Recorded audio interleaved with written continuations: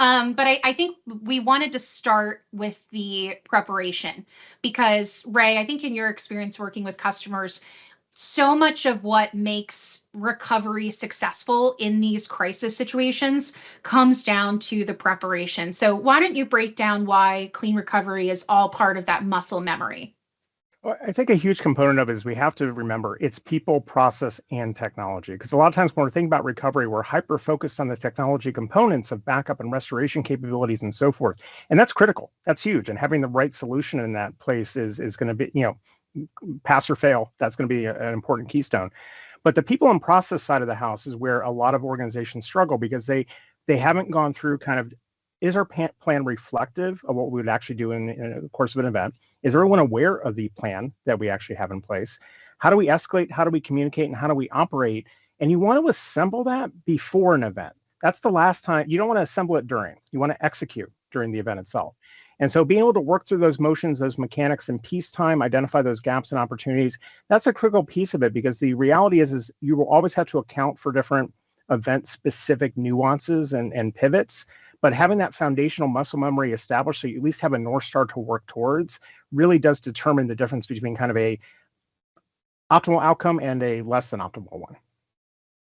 I think that muscle memory piece is key too, because it implies repetition, practice, dealing with the failures that come from that.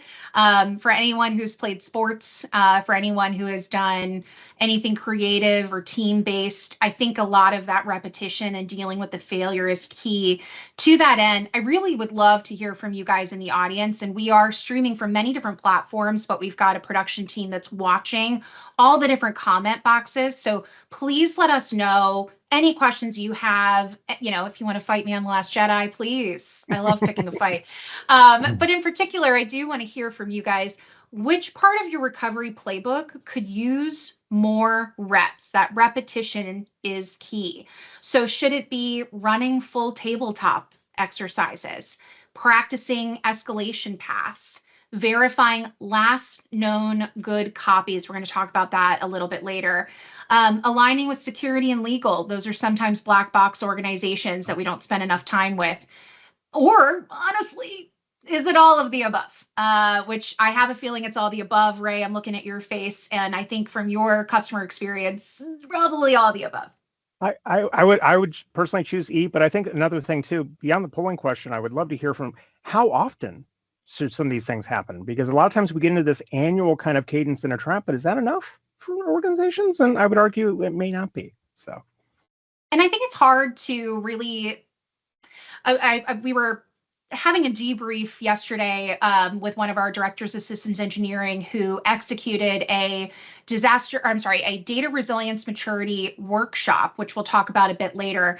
And a funny story of that is that they couldn't get all the folks in the room because they were actually running a TTX tabletop exercise in another conference room. So I share that anecdote to say it's kind of funny because I do think that there's this idea of trying to get the right people in the room, the right people who maybe have the altitude perspective, but then also a breadth of experience. It's really tough to get everyone on the same page. So later in the show, we're going to talk about some talking points that you might be able to bring to your organization to make this more of a time priority.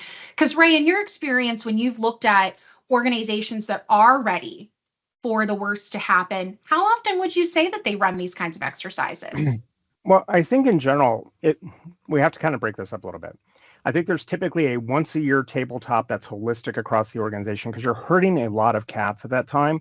And time is probably the most critical resource when you think about putting these things together. As you mentioned, a lot of things are happening in parallel and timing of how the business is operating. But I think what I find with more impact is often those kind of micro events. Right? Taking every opportunity, an incident, an outage, whatever it is, as another opportunity to run through the needful, to run through the paths of escalation, to do the things that are in the plan and identify opportunities for improvement. So I think it's a combination of don't let a good incident go to waste, doing the annual full-scale exercises, but also in between that, finding times for just the smaller team to maybe look at their portion or these two teams to talk together. And it's a lot easier sometimes to get an hour with two teams about two specific components of a playbook than it is to get 3 or 4 hours with the entire executive team trying to work through all the mechanics.